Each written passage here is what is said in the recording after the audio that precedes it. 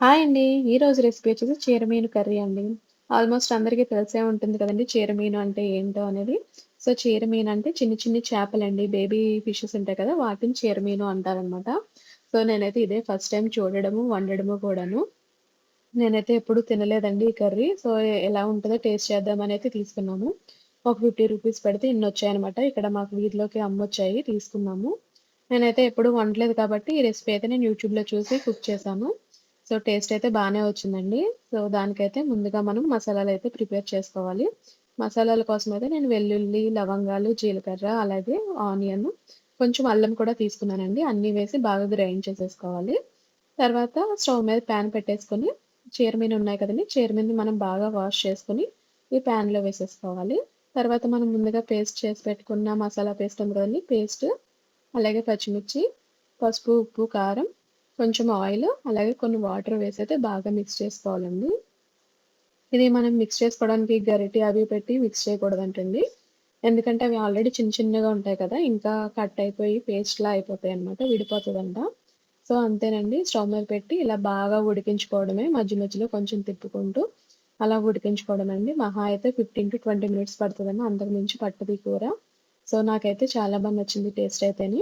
ఇలా ఆయిల్ పైకొచ్చే వరకైతే మనం ఉడికించుకోవాలి. అంతే స్టవ్ ఆఫ్ చేసుకొని అన్నంలో సర్వ్ చేసేసుకోవడమేనండి. సో, చూసారు కదండీ! చాలా సింపుల్‌గా అయిపోయింది కదా! అండ్ చాలా టేస్టీగా కూడా ఉందండి. సో, మరెందుకు ఆలస్యం, మీకు కూడా ఈ రెసిపీ నచ్చినట్టయితే ప్లీజ్ లైక్ చేయండి, షేర్ చేయండి, అండ్ సబ్స్క్రైబ్ చేసుకోండి. Thank you. బాయ్. హాయ్ అండి. ఈరోజు రెసిపీ వచ్చేసి చీరమీను కర్రీ అండి. ఆల్మోస్ట్ అందరికీ తెలిసే ఉంటుంది కదండీ! చీరమీను అంటే ఏంటో అనేది. సో, చీరమీను అంటే చిన్ని చిన్ని చేపలండి. బేబీ ఫిషెస్ ఉంటాయి కదా! వాటిని చీరమీను అంటారనమాట. సో, నేనైతే ఇదే ఫస్ట్ టైమ్ చూడడము, వండడము కూడాను. నేనైతే ఎప్పుడు తినలేదండి ఈ కర్రీ. సో, ఎలా ఉంటదో టేస్ట్ చేద్దామనైతే తీసుకున్నాము.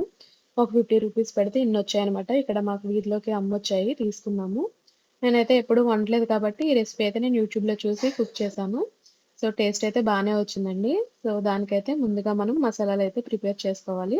మసాలాల కోసమైతే నేను వెల్లుల్లి, లవంగాలు, జీలకర్ర, అలాగే ఆనియన్, కొంచెం అల్లం కూడా తీసుకున్నానండి. అన్నీ వేసి బాగా గ్రైండ్ చేసేసుకోవాలి.